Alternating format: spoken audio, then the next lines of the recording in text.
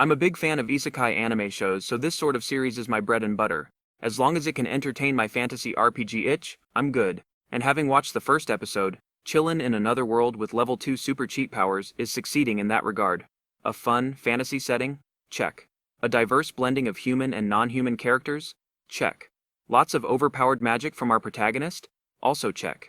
While I do enjoy a deeper, more thought-provoking anime every once in a while, I find myself watching light fun shows a lot more often. It's all about escapism, pulling my mind away from the daily grind of life and work to follow a reluctant hero as he battles evil forces to save a magical world full of strong, fleshed-out female characters. Yup, fleshed out indeed. And it's not like this anime is completely uninspired either. It tweaks the formula in subtle ways.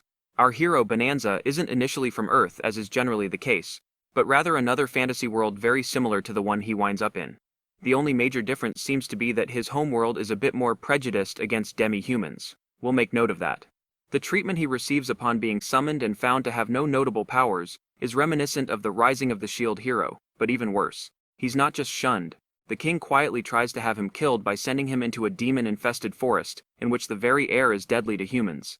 He views Bonanza as an embarrassment to the kingdom, a failed attempt at a summoning ritual he'd rather have erased from the records. He does everything in his power, outside of outright ordering someone to assassinate our main character, to make sure he's never heard from again. The very bag our main character's given for all his belongings has a spell on it to lure monsters towards him. It's kind of crazy how much effort the king makes to get rid of him. I know our protagonist seems to hold no animosity here, but it'll be interesting to see how this rift between them plays out. In the meantime, it certainly isn't turning our hero off of the people in this world, which is pretty odd to say the least. He seems unfazed by the realization that the king wanted him dead. All it does is result in him changing his appearance and using a different name in town. Not the reaction most would have after being uprooted from their home and relegated to a solitary short life in an inhospitable forest. Perhaps this is one of the reasons the demi-human abuse was highlighted in his previous world. He's seen how badly people can treat those around them, but it doesn't inherently make them evil people, just blinded by prejudice. The king seems to view Bonanza's lack of abilities as our hero's personal failings. He can't accept the possibility that the failure of the summoning ritual was due to him and his subordinates. Of course, as we quickly discover once our protagonist dispatches some minor monsters, he's not lacking in ability at all. He just needed to level up once. Then he's unstoppable. Lots of sideways 8s in his stats. I'm kidding, it's the infinity sign. But that's something unfamiliar to our main character. He's never seen it before, which totally makes sense, given that the symbol wasn't invented in our world until 1655. Looking at the archaic technology we're presented with in this fantasy setting, it's very likely it hasn't yet been conceived of. Infinity has little meaning for the average person. It's not a real number. It's not achievable, just a mathematical concept. And if a merchant hasn't come across the symbol before, someone frequently dealing in the trade of large quantities, it probably doesn't exist as part of this society's language.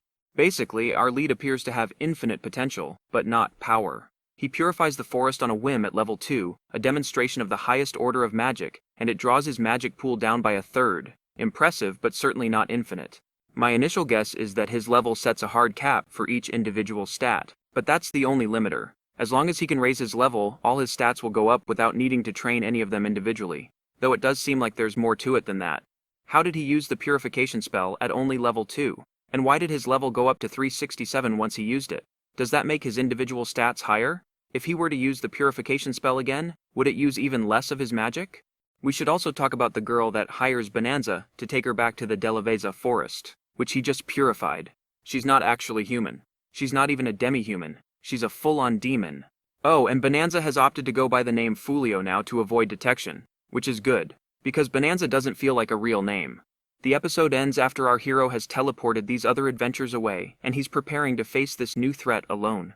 If I've seen any isekai anime in my life, I'm going out on a limb to say we'll see him befriending her in episode 2. Why else send the others away but not flee himself? There are no people in this region to protect, and it would make the inclusion of the interspecies racism from our hero's past make more sense. Fulio believes in equality for everyone. Why should demons be any different? Also, I'm pretty sure this is her on the anime cover, and at the top of the cast of characters listed as a main character. It's subtle, but you can't get anything past me. I'm a genius. Let's see where this anime goes. I'm enjoying it so far. I'll admit, it's nothing crazy original, and our lead has no clear motivations just yet. The only enemy we've seen is clearly not going to be an enemy for long.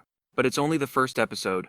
There is plenty of stuff in here to keep me watching. Frankly, it would take a lot for me to drop the show entirely. Fulio would have to do something that made me hate him as a character, which would be quite the reversal for him. He's such a friendly, easygoing guy, he's almost boring. There are no indications that he's even going to have a character arc. He has no discernible flaws, so there's nothing for him to overcome as a person. It's just not that kind of story. The story itself might not even have much of an arc, given how overpowered our MC is. Kind of hard to have rising tension in a narrative when the protagonist is infinitely stronger than the competition, and that's perfectly fine.